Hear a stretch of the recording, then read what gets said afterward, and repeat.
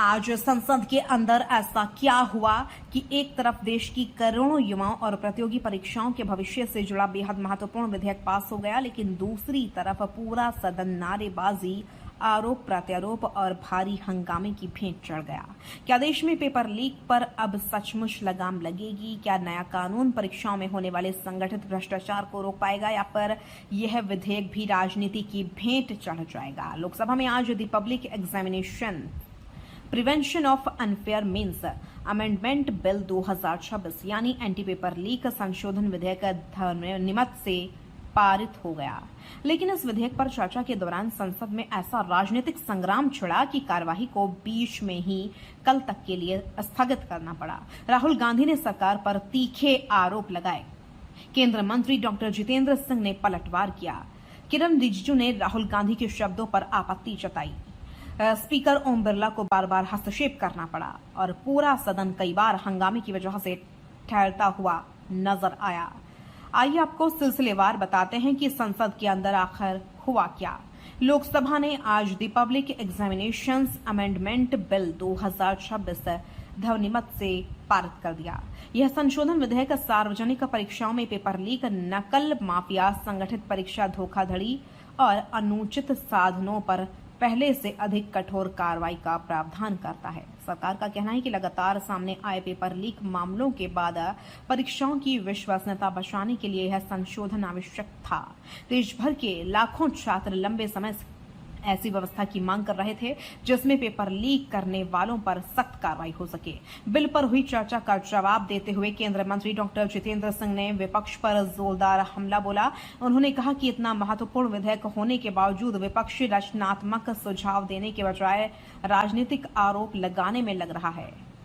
उन्होंने सीधे तौर पर लोकसभा में विपक्ष के नेता राहुल गांधी के भाषण को निशाने पर लिया। डॉक्टर जितेंद्र सिंह ने कहा, राहुल गांधी ने असंसदीय भाषा का प्रयोग किया। यह आश्चर्यजनक है कि क्या उन्हें संसदीय कार्यवाही के बुनियादी नियमों की जानकारी भी है।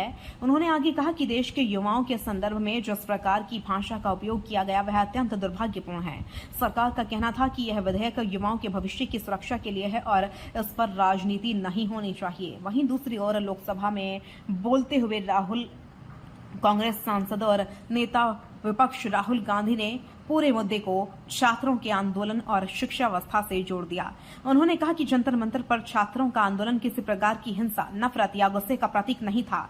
उनके अनुसार देश के युवाओं ने अपने भविष्य के लिए आवाज उठाई है और हर राजनीतिक दल को उनकी भावनाओं का सम्मान करना चाहिए। राहुल गांधी ने कहा कि यदि भाजपा के नेता अपने बच्चों से पूछेंगे तो उन्हें भी छात्रों की मांगों के प्रति समर्थन मिलेगा। उन्होंने कहा कि छात्रों द्वारा किया गया विरोध लोकतांत्रिक अभिव्यक्ति था और उसमें कुछ भी गलत नहीं था।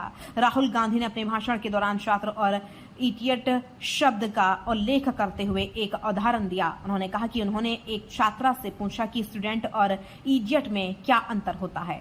इसी दौरान उन्होंने अंधभक्त शब्द का भी इस्तेमाल किया। बस यहीं से सदन का माहौल पूरी तरह बदल गया। संसदीय कार्य मंत्री किरण रिजिजू तुरंत खड़े हो गए और उन्होंने राहुल गांधी पर असंसदीय शब्दों का प्रयोग करने का आरोप लगाया। उन्होंने कहा कि इस प्रकार की भाषा संसद की गरिमा के अनुरूप नहीं। स्पीकर ओम बिरला ने भी स्पष्ट किया कि जो भी शब्द असंसदीय होंगे उन्हें कार्यवाही से हटा दिया जाएगा। राहुल गांधी ने कहा कि यदि किसी शब्द पर आपत्ति है तो वे दूसरा शब्द इस्तेमाल कर देंगे, लेकिन तब तक सदन में जोरदार हंगामा शुरू हो चुका था। हंगामे के बीच स्पीकर ओम बिरला ने सभी सांसदों से संसदीय मर्यादा बनाए रखने की अपील की। उन्होंने कहा सदन में वही शब्द बोले जाने चाहिए जो संसदीय गरिमा के अनुरूप हों। उन्होंने यह भी कहा कि तर्कपूर्ण और मर्यादित भाषा में कही गई बात को पूरा देश सुनता भी है और उसका सम्मान भी करता है। राहुल गांधी ने अपने भाषण में शिक्षा व्यवस्था पर भी गंभीर सवाल उठाए। उन्होंने कहा कि आज की परीक्षा प्रणाली एक एग्जाम सिस्टम नहीं बल्कि एक्सटोर्शन सिस्टम बन चुकी है। उन्होंने आरोप लगाया कि निजी कंपनियां परीक्षा प्रक्रिया चला रही हैं। उन्होंने यह भी आरोप लगाया कि शिक्षा व्यवस्था पर आरएसएस का प्रभाव है और शिक्षा मंत्रालय वास्तविक रूप से उसी सोच के अनुसार संचालित हो रहा है। उन्होंने दावा किया कि लाखों रुपये लेकर पेपर लीक किए जा रहे हैं। यह सभी आरोप राहुल गांधी द्वारा सदन में दिए गए भाषण का हिस्सा थे। अपने भाषण के दौरान राहुल गांधी ने छात्रों के प्रदर्शन के दौरान हुई पुलिस कार्रवाई का भी मुद्दा उठाया। उन्होंने आरोप लगाया कि छात्रों पर बल प्रयोग किया गया। उन्होंने यह भी कहा कि सुरक्षा बलों की कार्रवाई गृह मंत्री के आदेश पर होती है। इस बयान पर भी सदन में भारी विरोध शुरू हो गया। किरण रिजिजू ने तत्काल जवाब देते हुए राहुल गांधी से पूछा कि उनके पास इस आरोप का क्या आधार है। उन्होंने कहा, यदि आपके पास ऐसा कोई आदेश है तो सदन में रखिए, बताइए कि इस आदेश के तहत गृह मंत्री ने कार्रवाई के निर्देश दिए। स्पीकर ने भी राहुल गांधी से कहा कि वे बिल पर केंद्रित रहें और बिना प्रमाण के ऐसे आरोप लगाने से बचे। केवल कांग्रेस ही नहीं, अन्य विपक्षी दलों ने भी सरकार को घेरने का प्रयास किया। प्रियंका गांधी ने पेपर लीक और शिक्षा व्यवस्था को लेकर सरकार पर सवाल उठाए। उन्होंने एक टिप्पणी शिक्षा मंत्री को लेकर की थी, जिसे बाद में सदन की कार्यवाही से हटा दिया गया।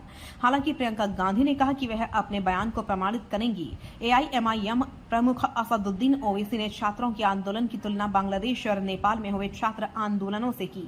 वहीं समाजवादी पार्टी के अध्यक्ष अखिलेश यादव ने शिक्षा मंत्री के इस्तीफे के बाद हुए स्वागत को लेकर तंज कसा। हालांकि जब कांग्रेस सांसद नारेबाजी कर रहे थे, उस समय समाजवादी पार्टी के सांसद अपेक्षाकृत शांत बैठे दिखाई दिए। अब आपको सुनाते हैं राहुल गांधी ने क्या कहा। मैंने तो सिर्फ ये पूछा है कि दो ही ऑप्शंस हो सकते हैं। एक ऑप्शन की होम मिनिस्टर ने ऑर्डर दिया, दूसरा ऑप्शन की होम मिनिस्टर को मालूम नहीं था।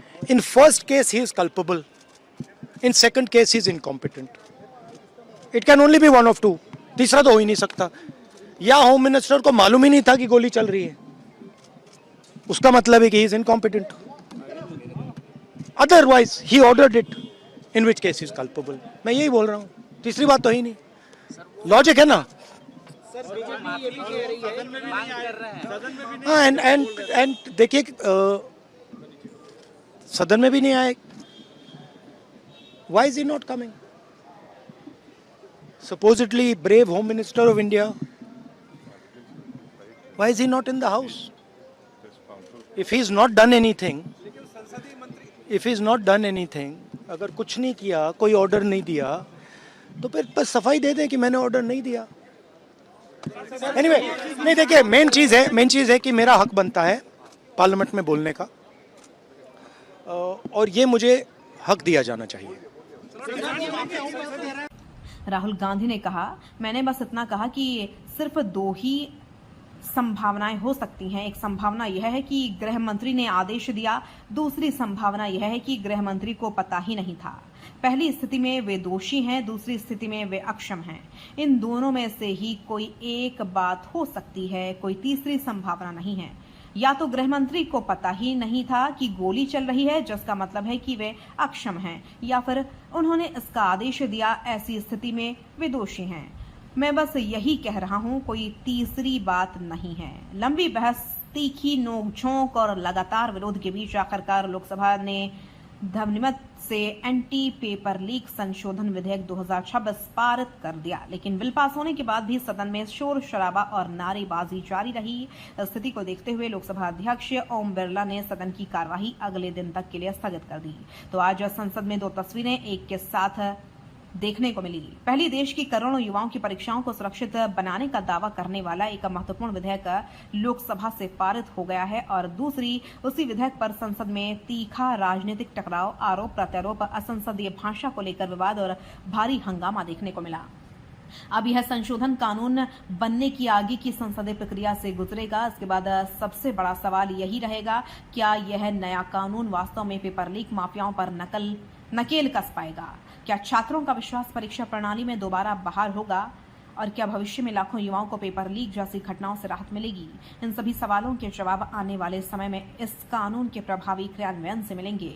फिलहाल संसद का यह दिन एक तरफ ऐतिहासिक विधायी कार्रवाई और दूसरी तरफ तीखे राजनीतिक टकराव के लिए याद रखा जाएगा।